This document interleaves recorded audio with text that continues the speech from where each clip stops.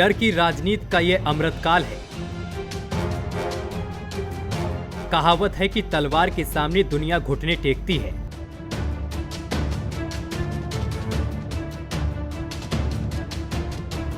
आज दो ध्रुवों में जो दुनिया बटी दिखती है, उसके पीछे भी यही ताकत है, रुतबा है और इकबाल भी।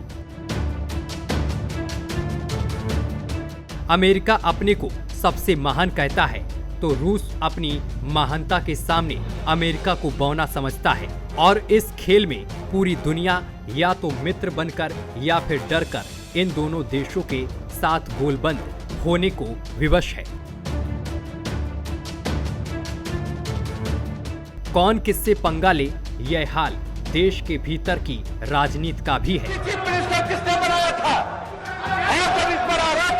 हमने कहा जो सामर्थ्यवान है उसके सब दीवाने हैं। उसकी हर क्रिया पर यशोगान के जयघोष होते हैं।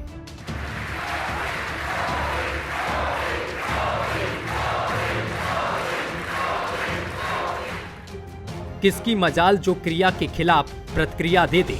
जो प्रतिक्रिया देगा वह निशाने पर रहेगा और रहता भी आया है। भारत की राजनीति आज इस पथ पर दौड़ रही है। एक तरफ बीजेपी की दुदुम्बी है तो दूसरी तरफ हाँफते हुए बहुत से राजनीतिक दल।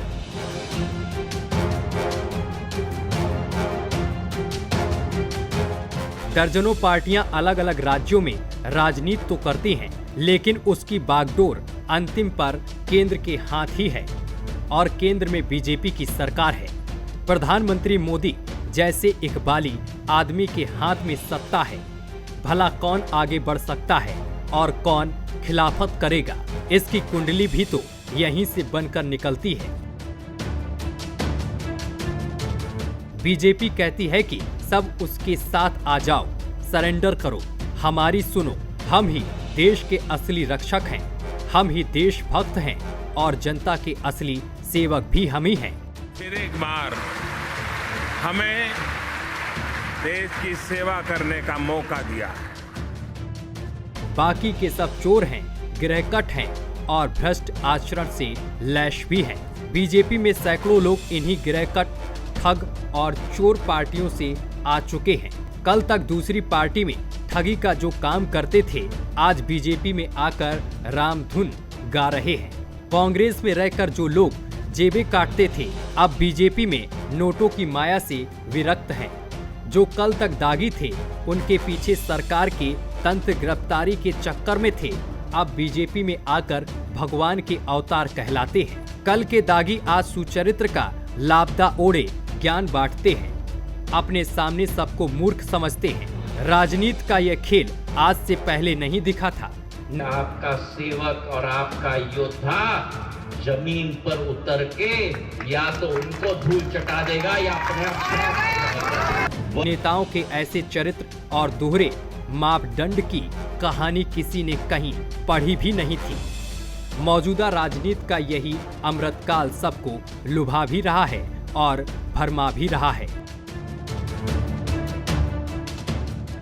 देश में सब कुछ ठीक है, 5 सेर अनाज पर भारत की जनता लट्टू है, क्योंकि बीजेपी के देश भर में फैले संत, सन्यासियों और कथावाचकों द्वारा हिंदुत्व और भगवान राम की अमृत कथा में 5 किलो अनाज को भी जिस तरह से अमृत पान कहकर प्रचारित किया जा रहा है, आज से पहले कभी देखा नहीं गया। अरे 5 किलो राशन पे इतना गुमान बाबा, इतना गुमान।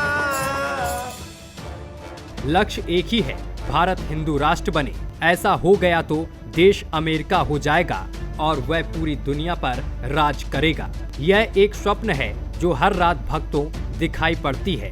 बाकी जनता 5 किलो अनाज और 2000 रुपए के स्वप्न में डूबी रहती है। बीजेपी अजय है, शक्तिशाली भी। देश की सभी पार्टियां उसके निशाने पर हैं। सभी नेता उसकी नजर में षड्यंत्रकारी हैं और ठग बेईमान भी हैं। जांच एजेंसियां बीजेपी के आदेश की प्रतीक्षा करती रहती हैं।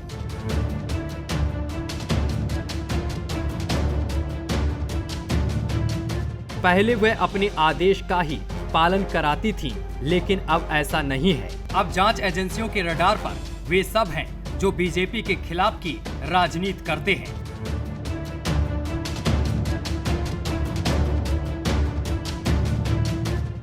कोई बीजेपी का विरोध कैसे कर सकता, कोई प्रधानमंत्री का विरोध कैसे कर सकता, कोई बीजेपी नेताओं का विरोध कैसे कर सकता। ये सब भारत के प्रतीक जो हैं, ये सब राष्ट्र के प्रतीक जो हैं। बीजेपी का विरोध देश का विरोध है, मानो बीजेपी देश है। Team news watch India.